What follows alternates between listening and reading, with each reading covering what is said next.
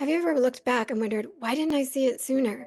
Why didn't I notice what now seems obvious? It's not just hindsight, it's that many of us were trained not to see, at least not with our bodies, not with our knowing.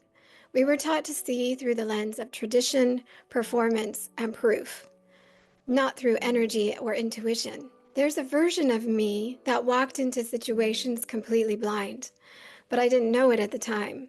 I used to be completely unaware of things other women seemed to pick up on. But I didn't think I was missing something important. I thought that those women who just knew things were either gossiping, assuming things, or inserting themselves into drama that didn't involve them.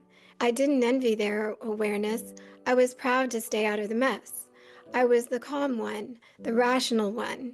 I didn't assume things or jump to conclusions. I followed the rules, gave people the benefit of the doubt, and I stayed in my own lane.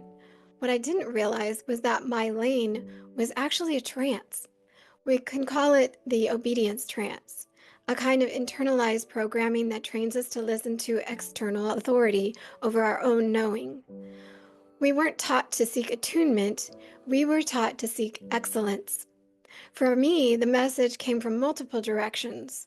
Religion, yes, but also school and home. I was raised in a household that mirrored strict discipline, where obedience was expected and emotions were tucked away, and excellence in education was the standard.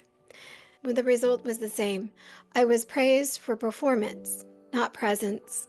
And excellence was measured by how well we aligned with authority. We were told that if something was true, it would match what we'd been taught.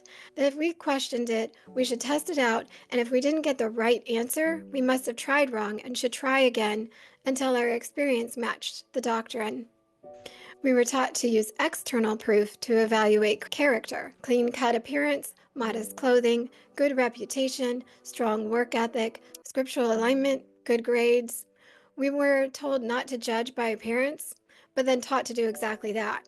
Tattoos, wild hair, and nonconformity, they were framed as evidence of rebellion or immorality. When we're taught to trust appearances and align with authority, we learn to measure people by what we can see, not by what we can feel. We become fluent in performance, but illiterate in energy. We can recognize someone's resume, but not their resonance. Maybe you know that language too, the one where you can ace every test, but miss the signal in someone's eyes. Looking back, I can see how often I filled in the blanks with what I wanted to be true. It reminds me a little of Lydia in Pride and Prejudice, how easily she was taken in by Wickham because she lived in a world that didn't teach girls how to recognize manipulation. It only taught us to look for confidence, conviction, and the right kind of attention, to favor promise over presence and image over integrity. We might look for someone who doesn't drink or smoke, who volunteers, who dresses cleanly, goes to church and talks about God, has ambitions, sounds smart, seems kind, maybe even has leadership roles. He looks good on paper, so we assume he must be good. I called it discernment, but it was really positive projection, where we interpret someone's resume as a reflection of their character. We were deceived because we were taught to use those markers as proof. Clean cut meant kind, confident meant trustworthy, service oriented meant safe, spiritual meant sincere. We assumed that someone who lived by the rules must also live with integrity, that outer order reflects inner alignment. But it often doesn't. When we don't know how to read energy, we lean hard on image. We confuse charisma with character, cleanliness with goodness, and confidence with clarity. This isn't just an unconscious bias, it is taught. At church, we young women wrote lists of what we wanted in a future husband: accomplishments, talents, leadership, spirituality. But no one ever talked about emotional intelligence or relational capacity. And truthfully, I lack those things too. So many of us were trained for loyalty, not connection, for duty, not discernment. We were trained for promise, not presence. For some of us, this trance stole more than just danger. It muted joy, muted desire, muted our ability to tell when we were wanted. Have you ever looked back and realized someone was flirting with you and you completely missed it? That was me. And honestly, I wore it like a badge of honor. I would laugh and say they'd have to hit me over the head for me to notice. It seemed noble at the time, not being one of those girls who assumed every interaction meant something. But the truth underneath it was that I had no attunement. I wasn't picking up on signals because I had trained myself not to look for any. And because I didn't recognize cues, I didn't know how to send them either. I didn't know how to flirt. Not in the way most people meant. I preferred a direct sentence to say exactly what I wanted. No hinting, no subtle gestures, no wondering or guessing, just tell it straight. To me, that was confidence. I didn't understand the dance because I didn't grow up with play. Entertainment? Yes. Exploration? Sure. But lighthearted playfulness, especially in relationships, was unfamiliar. It wasn't modeled. My life revolved around responsibility, doing things right, getting it right, being good and excellent and useful. So when people engage in subtle emotional games, I just got annoyed with their indirectness.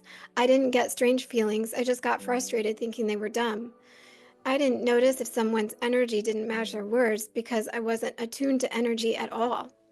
What actually caught my attention was intellect. If someone seemed knowledgeable, especially about something I didn't understand, I was engaged.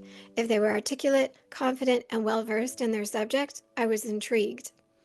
I was drawn to sharp minds, not energy, not emotion, not attunement, just intellect, which is how I ended up connecting with the man who eventually became my husband. We met at a church singles event, a bonfire on the beach. I was new to the group, and it was my first time meeting anyone there. At some point in the evening, I ended up in a group conversation led by a man who was incredibly articulate. He spoke fluently about scripture and theology and seemed deeply versed in all the nuances. He was confident, commanding even. I was pulled in, not romantically necessarily, but intellectually. Meanwhile, there was another man on the edge of the conversation. He hadn't caught my attention earlier. I noticed him, but I wasn't drawn to him in any significant way. That man later became my husband. As the evening wore on, the dynamic between the two men shifted. The conversation between them started to feel tense. Not obviously aggressive, but uncomfortable, like something deeper was going on underneath. At the time, I didn't know how to read energy, but I did know I didn't like the feeling. It turned out that they were having what I now recognize as a Bible-bashing battle, quoting scriptures to outmaneuver one another, subtly discrediting each other while sounding completely right. It was confusing because they both sounded correct. I didn't know who to believe, but I also didn't want to be in the middle of someone else's conflict. So I left. Only later did I remember I had borrowed a sweatshirt from the man who had later become my husband. I called him to apologize for leaving abruptly and to arrange to return it. His response surprised me. He said, "I was glad you left. I didn't want to leave you there with him. He's been known to mislead women spiritually, and what he teaches is dark, not just incorrect, but harmful. Several women have left the church because of him." I wasn't sure I believed him. It felt like character assassination, so I spoke with one of the ecclesiastical leaders about it, and he confirmed everything. That man, the one I had originally found so captivating, had a long history of spiritual manipulation. He was not an upstanding member of the community and had been asked not to return. I was shocked. I hadn't picked up on any of it. The only thing I'd felt was tension. What I didn't realize at the time was that my future husband was actually trying to protect me. He was attuned. I was not. It would take years before I'd understand what it meant to feel the truth, not just evaluate it intellectually, before I could sense someone's integrity and someone's energy, not just their arguments. But that moment, the confusion, the subtle tension, the protection I didn't recognize, was in fact a kernel of my internal warning system. If you've ever looked back and wondered how you missed the signs, or questioned whether your gut was ever trustworthy to begin with, I made something for you. Download my free discernment guide to learn how to recognize the difference between fear, projection, and intuition. And if you want support putting it into practice, you're invited to join my free one-on-one discernment challenge, where I'll personally guide you through using the tools in real time so you can start building trust with yourself again. Let's reclaim the kind of knowing that doesn't just make sense, but feels right in your bones. The links are in the description.